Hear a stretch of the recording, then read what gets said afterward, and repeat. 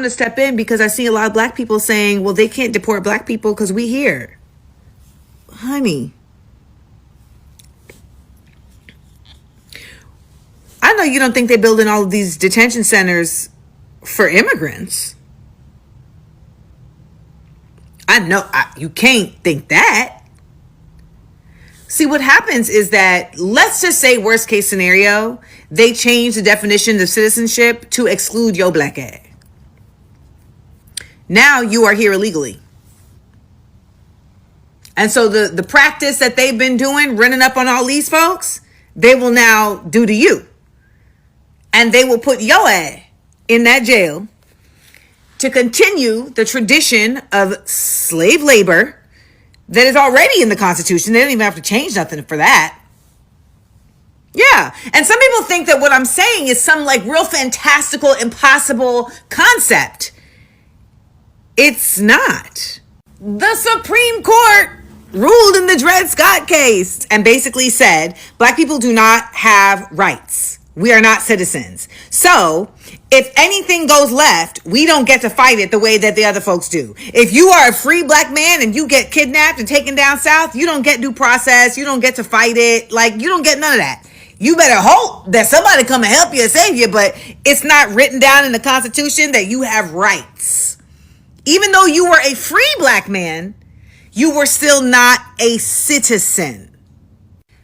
Because ultimately, they would define this often by your ability to vote at a certain point in time, your ability to own land at a certain point in time.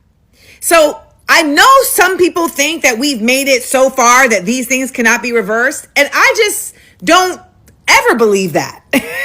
The fact of the matter is the 14th Amendment was only put in that Constitution in response to the Dred Scott case and after black people had fought in the Civil War.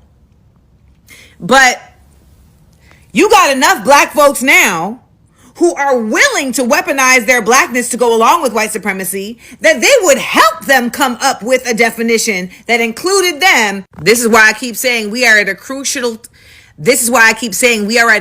crossroads for what black identity is in this nation. And folks are going to be forced to choose. Am I black or am I American?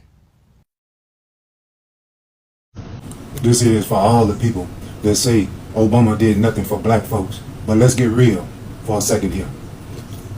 Under Obama, black unemployment dropped. He invested billions in HBCUs. He expanded healthcare, which helped millions of black families. He ended the crack sentencing disparities. He launched My Brother's Keepers for young black men. He wasn't a king. He was a black man president under a Congress that blocked him at every turn. I want you to remember that. Mitch McConnell said, our goal is to make him a one-term president. That's what he was up against. He had to walk a tightrope, too black for white America and not radical enough for some of us. But don't confuse political survival with silence. He moved chess pieces quietly. Put respect on his name. Study what he could do and what he actually did. Before you say Obama didn't do nothing, understand the system he fought and what he actually accomplished for black America. Real talk only.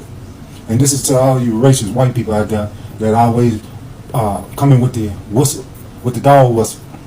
This for you. Racist. We don't deal with racist people. Not in America, not nowhere.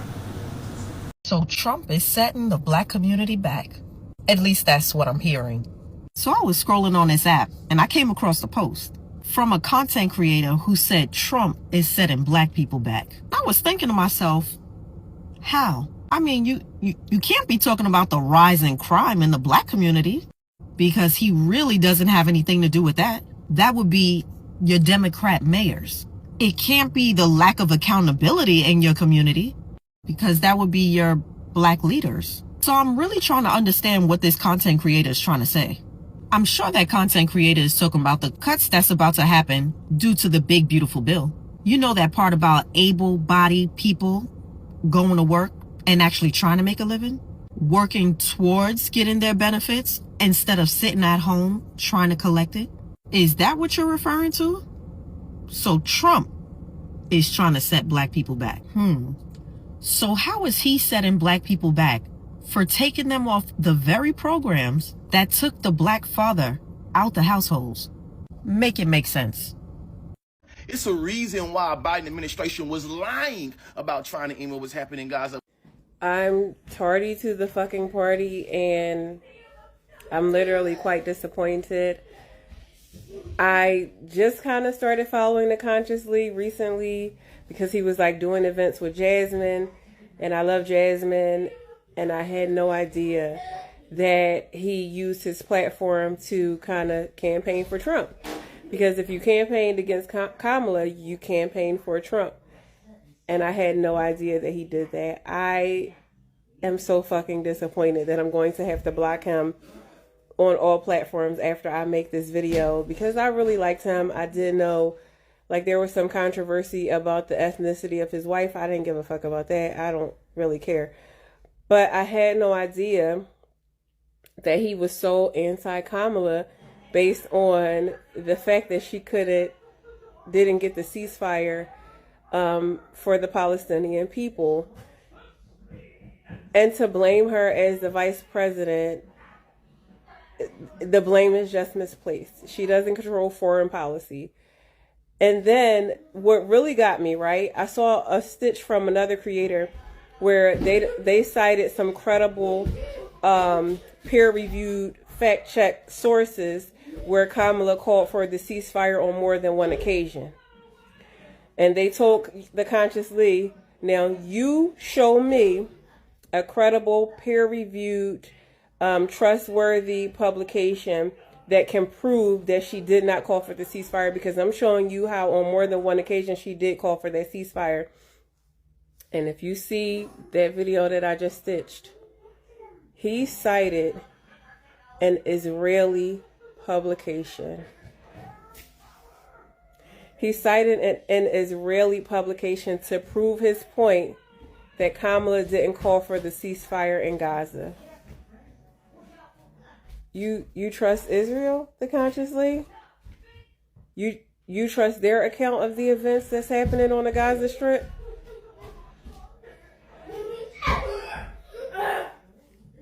I'm at a loss for words. Hold on.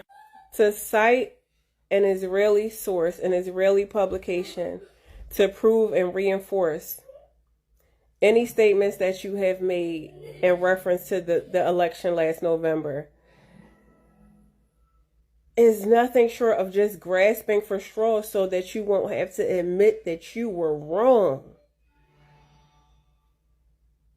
And I can't, like, I really feel like this man just pissed on me and told me it was raining by citing an Israeli publication to prove anything about anything that's happening in Palestine.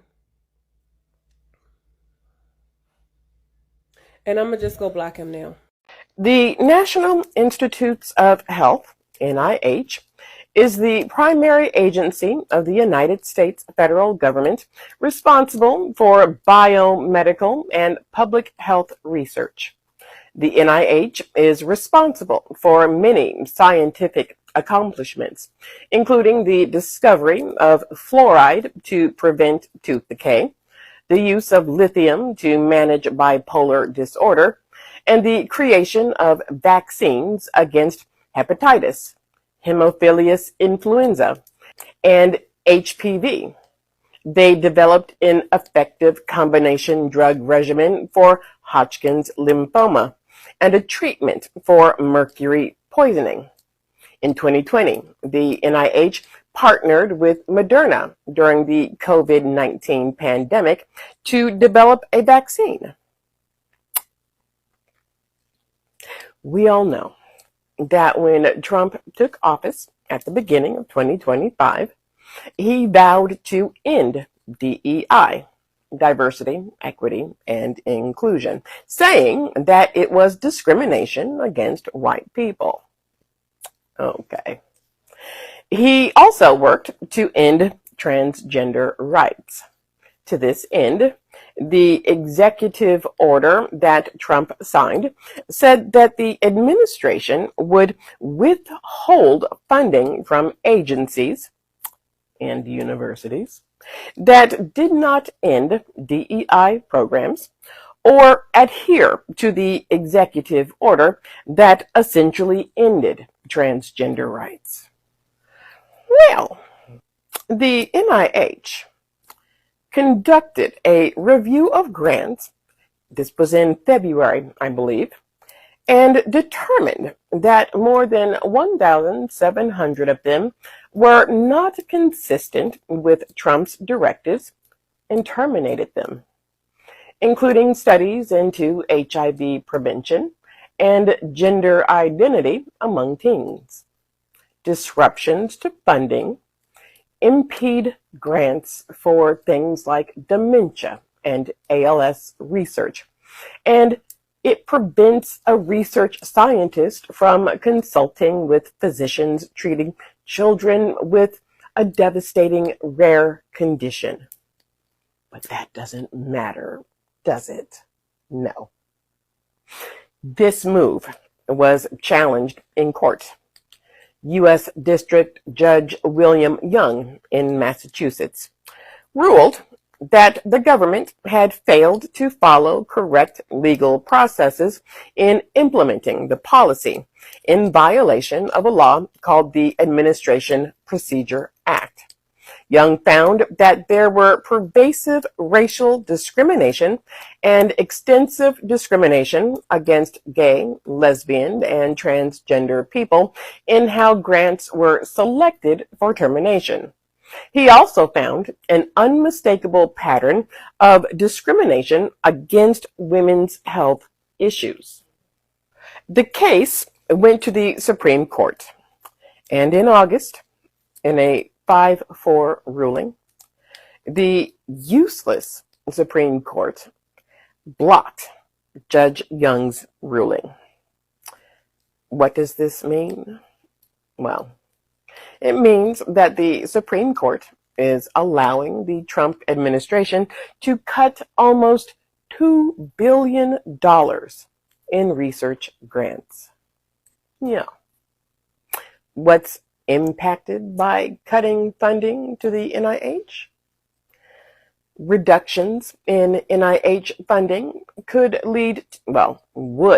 lead to fewer new medications, diagnostics, and treatments for emerging and ongoing health threats such as pandemics, antimicrobial resistant bacteria, and chronic diseases.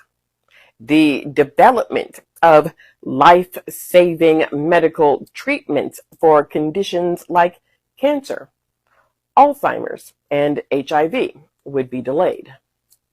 Reduced support for public health programs could lead to diminished public health infrastructure, making the nation more vulnerable to disease outbreaks and bioterrorism.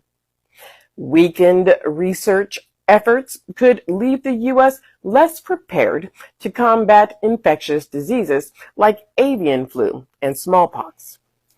Meanwhile, in September, in a preliminary injunction, U.S. District Judge Rita F. Lynn in San Francisco ordered the NIH to restart the flow of about $500 million in funding for scientific research it withheld from the University of California, Los Angeles. You see, in July, the NIH had suspended about 500 additional grants at UCLA, amounting to $518 million in unspent funds. Grant suspensions were punishment for anti-Semitism, race-based admission practices, and the participation of transgender athletes in women's sports at the university. Black parents with teenage children, please listen up. I have a message just for you. More than 2 million African Americans voted for Trump. And that's a major reason why we're in the mess we're in today under this white supremacist agenda. Many of those votes came from young black men ages 18 to 27. And if you're like me, you're asking, why would they vote for Trump despite his racism? And here's the answer. Because of disinformation, which are lies designed to mislead our community, especially our youth. And much of it is coming from Trump, MAGA, and what I call pro-black imposters on social media.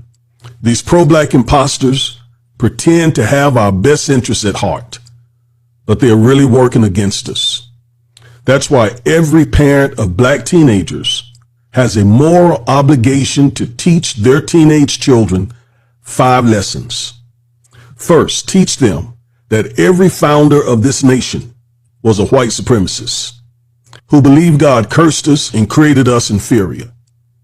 Second, then teach your children, your teenagers especially, that those white supremacists wrote the Constitution itself with white supremacy laws to keep white supremacists in power and black people oppressed and powerless. Third, white supremacists and their pro-black imposter allies prey on ignorance. They target low information voters. Fourth, the best defense against this is critical thinking. And that requires education, strong reading skills, and a deep understanding of the black struggle for equality from Africa to America. Fifth, tell your children, and you keep in mind, don't rely on the school system alone. Teach your children to be ferocious readers, to study experts and scholars, not social media influences with no real expertise and scholarship in the black struggle. And most importantly, tell them to study the Bible, because it shows how another marginalized group, the Jews, overcame slavery and centuries of violence, hatred, and bigotry. And remember what Frederick Douglass said, you cannot enslave an educated person. So parents, teach your children these truths, because our freedom and that of our children depend on it. And remember, stay woke. You know, when it's all said and done, I sure hope that the Democrats will see that with this little stunt with the shutdown and everything, that they're going to lose a lot of black votes. I mean, you know, the people that's not on the dole, the people that want to think for themselves, the people that want to get off the Democrat plantation, they're going to lose those votes. Those people are no longer going to stand with the filth that what the Democrat Party have to offer. I mean, let's call it spiritual awakening. Because we finally now know that the Democrats will destroy a country in order to support and defend criminal illegals. I mean, am I lying? Look at Chicago. Look at Los Angeles. Look at Seattle, Washington. Look at Portland. Tell me I'm lying. I mean, I'm going to come up here and I'm going to be honest with you. I'm not going to lie. I know you got a lot of liberal content creators that just do sound bites, misinformation, but I'm not going to lie. I'm going to tell the truth, because I was one of those blind individuals that voted blue no matter who. I grew up in a strong Democrat family who felt that everyone was out to get them, and the Democrat Party would take care of us no matter what, even if we don't do for ourselves. Yes, until I woke up. What's going on in Chicago is an insult. You had many of town hall meetings where normal people, black, brown, red and yellow, white, would go in there and tell the mayor what's going on. All the gangs that are occupying these very streets that poor low-income families are trying to live in. They didn't have the resources for them, but they have them for illegals. So at this point, I hope the Democrat Party knows what they have created. And good luck to 2028. Because good Logical thinking black Americans should not stand up for this insult that they call a party. Let's go through a list of some of the positive things Donald Trump has done for black Americans. I'm not a Trump supporter, but I think he's better than the fucking Democrats. Number 1, got me this job. Number 2, wants to get rid of property taxes. Number 3, he acknowledges black Americans exist. The Democrats never even mention black Americans or say African American or black American. They mix us in with minorities and immigrants. Number 4, he's our best bet for reparations. Number 5, he said on live television that black Americans built America. Number 6, he's against illegal immigration, because the illegal immigrants come here and take black American jobs. Before people were working as gardeners, before people were working as hotel maids and all that, that was black Americans from like the 1800s up until the 1970s. For over 200 years, that was purely black Americans doing those jobs.